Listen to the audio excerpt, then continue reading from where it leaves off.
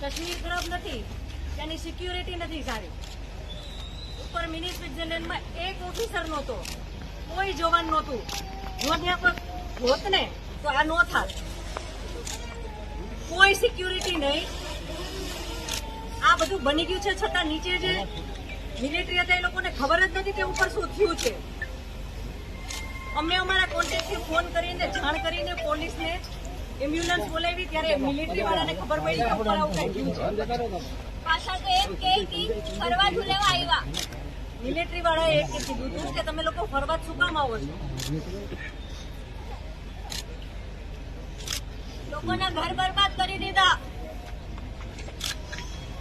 મોદી સરકારને અમારે એક વિનંતી કે અમારો આધાર સ્તંભ લઈ લીધો છે. અમને ન્યાય જોઈએ, ન્યાય. વીઆઈપી લોકોને હેલિકોપ્ટરની સેવા મળે છે, અમારા ટેક્સ ભરે ભાઈને છે, મરી દોત ને ટેક્સ ભરીને ત્યારે સેલરી મળે છે, દોત. તોય કાંઈ સુવિધા નહીં. કાંઈ એટલે કાંઈ નહીં. હેલિકોપ્ટર તો છોડો, કોઈ એમ્બ્યુલન્સ નહીં, કોઈ માણસ નહીં, કોઈ મિલિટરી નહીં, કોઈ ઓફિસર નહીં.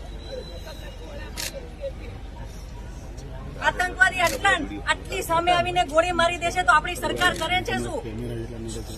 અમે ત્યાં ફરવા ગયા તો અમે જ્યાં જોઈએ ને મિલિટરી, તો અમને એમ કે સારામાં સારી જગ્યા છે, સેફમાં સેફ જગ્યા છે. અમારી સામે આવીને બંદૂક મારીને હસતો હતો ઈ, અને જ્યાં સુધી જીવ નો ગયો ત્યાં સુધી ઉભો રહ્યો.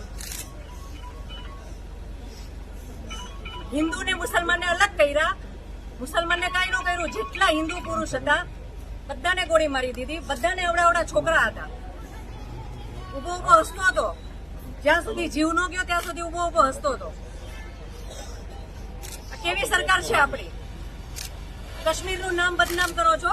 કાશ્મીરમાં કઈ વાંધો નથી, વાંધો આપણી સરકારની સિક્યુરિટીમાં છે. આટલા ટુરિઝમ ત્યાં હતા ઉપર, એક મિલિટરી મેન